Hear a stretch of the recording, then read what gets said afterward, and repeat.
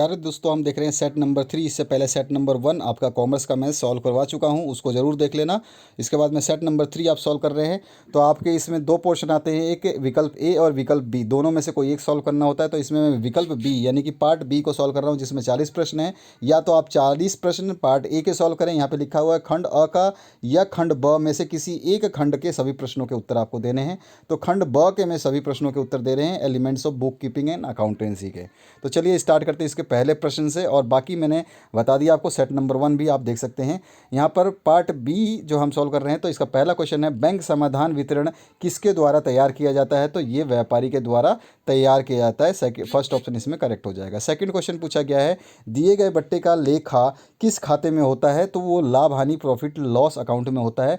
तीसरा क्वेश्चन है, प्रारंभिक रहतिया 12,500, आपका विक्रय है 27,500, उसके बाद भाड़ा आपका 2,000 है, सकल लाभ 9500 और 12,650 अंतिम स्टॉक की गणना आपको करनी है। तो आपको क्या करना है, सिंपली ये 12,000 ये जितने भी आपके पहले वाले इनको सॉल्व कर लेंगे और इसमें से इसको माइनस कर देंगे आपका जो सकल लाभ है उसमें से। तो आपके पास जो आंसर आ जाएगा वो आ जाएगा 9150 रुपये। ठीक है, तो आपका बी ऑप्शन इसमें करेक्ट हो जाएगा। ये सारे के सारे चीज़ें मैंने सॉल्व करा रखी है, अगर मासिक जांच परीक्षाओं के प्रश्न पत्र आपने देखा है तो। इसके बाद में आते हैं 4 नंबर क्वेश्चन पे। 4 नंबर जो क्वेश्चन है इसमें पूछा गया है कि इनमें से कौन सी मद व्यापार खाते की है? तो मजदूरी जो है व्यापार खाते की मद है, ये मैंने आपको सेट 1 में भी बताया है। उसके बाद तलपट में दिया गया अंतिम रहतिया निम्न में दिखाया जाता है, यानी closing stock given in the trial balance is shown in the balance sheet. ठीक है, चिट्ठे में दिखाया जाता है। छठा जो क्वेश्चन है, प्रारंभिक रहतिया ए 10,000, इसमें ये है आपका 25,500, भाड़ा 1,500 और इस तरह से 82,50, 13,650। तो बेचे गए माल की लागत की गणना आपको करनी है। तो यहाँ पे देखिए आपको लागत निकालना होता है, तो इसके बारे में भी मैंने ओपनिंग स्टॉक क्लोजिंग स्टॉक को जब आप हम कैलकुलेट करते हैं तो उसके बारे में विस्तृत जानकारी के रूप में मैंने आपको एक वीडियो बनाया है जो कि मासिक जांच परीक्षा की है। अगर आप उसको नहीं देखेंगे तब तक आपको समझ में नहीं आएगा। इसका आंसर आ जाएगा 17,250। आप अपने टीचर से भी कंसल्ट कर सकते हैं। क्वेश्चन नंबर 7 की बात करें तो यहाँ पर है, पासबुक का शेष जो दे रखा है आपको और बैंक द्वारा ब्याज की गणना दे रखी है। तो चेक जारी किया गया लेकिन भुगतान नहीं हुआ, तो रोकड़ बही का शेष क्या होगा? ठीक है, यहाँ पर देखिए आपका यहाँ 700 है और इंग्लिश में लिखा है यहाँ पे 500, तो ये गलत है, यहाँ पे 700 लिख देना। तो यहाँ पर जो इसका आंसर आ जाएगा वो 420 आएगा, क्योंकि आपका जो यहाँ पे आपका जो जारी नहीं हुआ है वो 250 है और 30 रुपये आपका ये है, तो 280 तो यही हो गया। और 280 आप इसमें से माइनस करोगे तो कितना आ जाएगा? 420।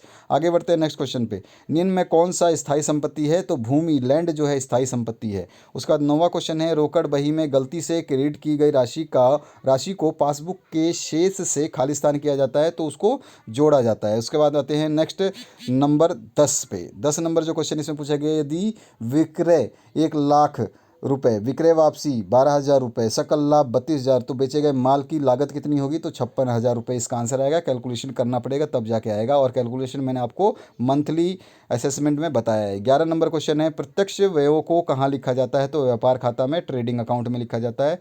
12 नंबर क्वेश्चन है, रोकड़ बही में क्रेडिट शेष का अर्थ क्या होता है? तो अधिवर्ष या ओवरड्राफ्ट बोला जाता है। इसके बाद में आपका 13 नंबर क्वेश्चन है, तलपट में दिया गया अदत्त किराया निम्न में दिखाया जाता है, तो वो चिट्ठा यानी बैलेंस शीट में दिखाया जाता है। 14 नंबर क्वेश्चन है, तलपट के बाद व्यापारी कौन सा लेखा विवरण तैयार करता है? तो वो अंतिम खाता तैयार करता है। 15 नंबर क्वेश्चन, निम्न में से कौन सा पूंजीगत व्यय नहीं है? तो मरम्मत रिपेयर जो है पूंजीगत व्यय नहीं है। इसमें आपका सेट 1 में भी ये क्वेश्चन पूछा गया है। 16 नंबर है, यदि पासबुक का विवर्ष शेष दिया गया हो तो चेक जमा किया गया लेकिन भुगतान बैंक को प्राप्त नहीं हुआ, तो क्या किया जाता है? तो उसको घटाया जाता है, सब्ट्रैक्ट किया जाता है। बी ऑप्शन इसमें करेक्ट हो जाएगा। ठीक है, इसके बाद में आपका नेक्स्ट जो क्वेश्चन है 17 नंबर, रोकड़ बही का शेष 1,050 रुपये, बैंक चार्ज 60 रुपये, तो पासबुक का शेष कितना होगा? तो यहाँ से इसको माइनस कर लोगे तो कितना आ जाएगा? 10,440 रुपये। सी ऑप्शन इसमें करेक्ट हो जाएगा।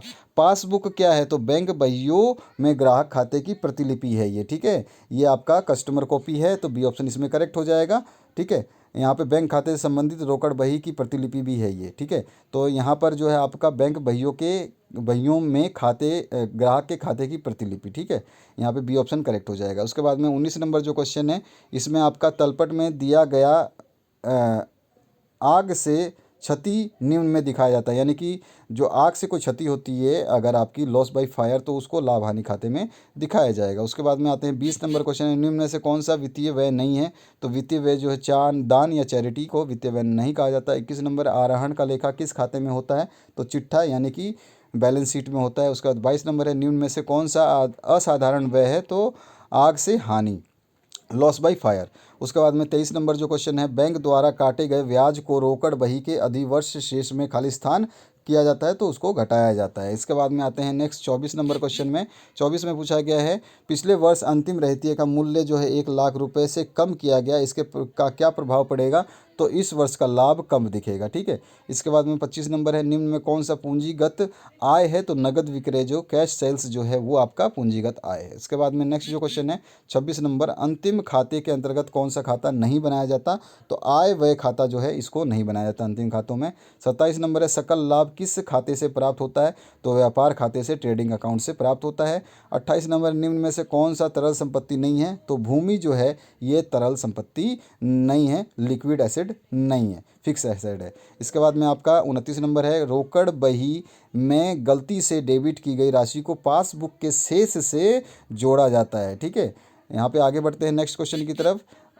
अप्रत्यक्ष व्ययों को कहाँ दिखाया जाता है? तो लाभ हानि खाते में दिखाया जाता है। 31 नंबर, यदि विक्रय है आपका 1,00,000 रुपये, सकल लाभ है 15,690, तो बेचे गए माल की लागत क्या होगी? तो माइनस कर दीजिए, जो आंसर आएगा वो हो जाएगा 84,310 रुपये। उसके बाद आपका 32 नंबर है, निम्न में से कौन सी मद लाभ हानि खाते की है? तो वेतन जो है लाभ हानि खाते में मद में शामिल होता है। इसके बाद में नेक्स्ट जो है 33 नंबर, बैंक समाधान विवरण पत्र में कितने खाते बनाए जाते हैं? तो बैंक समाधान वितरण पत्र में 3 खाते बनाए जाते हैं। इसके बाद में 33 नंबर जो क्वेश्चन है कंप्लीट कर लिया। 34 नंबर क्वेश्चन की बात करें, निम्न में से कौन सा दोहरा लेखा प्रणाली का भाग नहीं है? तो पासबुक जो है दोहरा लेखा प्रणाली का भाग नहीं है। नेक्स्ट क्वेश्चन है 35 नंबर, इसमें पूछा गया बैंक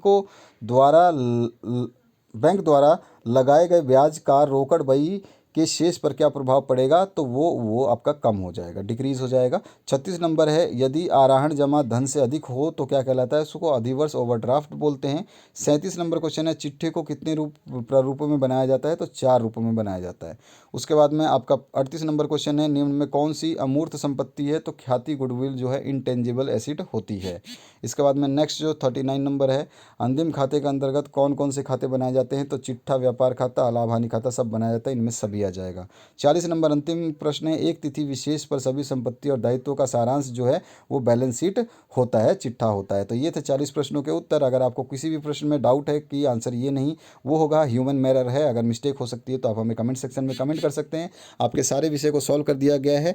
जितने भी पेपर्स यहाँ पे डाले गए हैं इस चैनल पे, अगर आप उनको पढ़ते हैं तो आपके 90% नंबर आ जाएंगे। केवल आपके मासिक जांच परीक्षा या फिर मॉडल पेपर पढ़ने से कुछ नहीं होगा। आपको प्री टेस्ट, प्री बोर्ड, अर्धवार्षिक और 4 सेट जो हमने 2021 के सॉल्व किए थे उनको भी पढ़ लेना। कुल मिला के आपको बहुत सारे पेपर्स पढ़ने होंगे।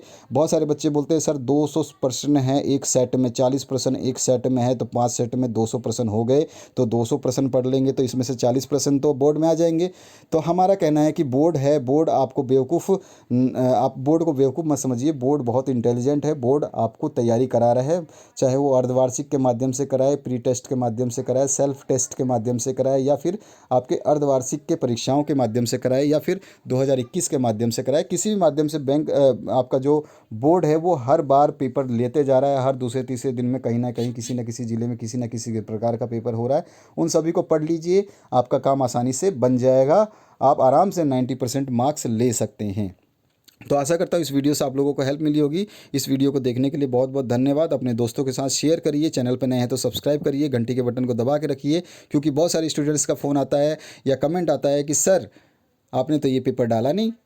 तो मैं प्रभु से बोलता हूँ हाथ जोड़कर, प्रभु आप कहीं और विदेश में रहते हो क्या? आप इंडिया में रहते हो तो कम से कम चैनल को सब्सक्राइब करके घंटी वाला बटन तो दबा दो, ताकि आपको पता चले कि वो पेपर डाले हुए 1 हफ्ता और 1 महीना भी हो चुका है।